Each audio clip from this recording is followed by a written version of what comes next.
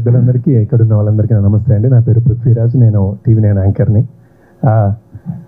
అన్న యూసుఫ్గూడలో మా ఇంట్లో ఆయన సెకండ్ ఫ్లోర్లో ఉంటారు, నేను థర్డ్ ఫ్లోర్లో ఉంటాను. అలా అన్నకు అంతకుముందు సినిమాల తర్వాత అట్లా పరిచయం నాకు.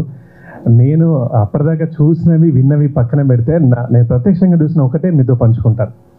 ఎగ్జాక్ట్లీ మేము ఇంట్లో అప్పుడు ఉన్నది కూడా కరోనా టైంలో అందరం మనం ఎట్లా ఉందాం, మనం ఎట్లా తిందాం, ఎట్లా పడుకుందాం అని మనం ఆలోచిస్తుంటే ఈ ఒక మనిషి ఎవరైనా వస్తారా, ఎవరికైనా చేద్దామా, అయ్యో అందరూ బాధపడుతున్నారని నా కళ్ళ ముందు బాధపడ్డాడు. చాలామంది ఇంటికి వస్తూ ఉండేవాళ్ళు, కిరణ్ గారు ఇల్లు ఇదేనా, కిరణ్ గారు ఉన్నారని చెప్పేసి వాళ్ళకన్నీ సాయం చేస్తూ ఉండేవాడు. బియ్యం నుంచి డబ్బుల దాకా ఏదైనా సరే. ఒకరోజైతే నాకు బాగా గుర్తుంది, 100 మందిని ఇంటి ముందు నిల్చోబెట్టి మనిషికి 5,000 అండ్ 25 కిలోల బియ్యం, 25 kg రైస్, మనిషికి 5,000. 100కు ప్లస్ ఉన్నారు, బట్ ఈయన టార్గెట్ మాత్రం 100. అంటే ఒక గంటల 5 లక్షలు, అంతేనా? 5,000 × 100, 5 లక్షలు ఇచ్చేసండి మనిషి. సరే, ఈయన ఎక్కడి నుంచి తీసుకొచ్చారా, ఆయన దగ్గరే ఉందా, ఇవంతా పక్కన పెడితే వాళ్ళు ఎంత సంతోషపడ్డారు. ఆ 100 మెంబర్స్లో నా తరఫు నుంచి 3 ఉన్నారు.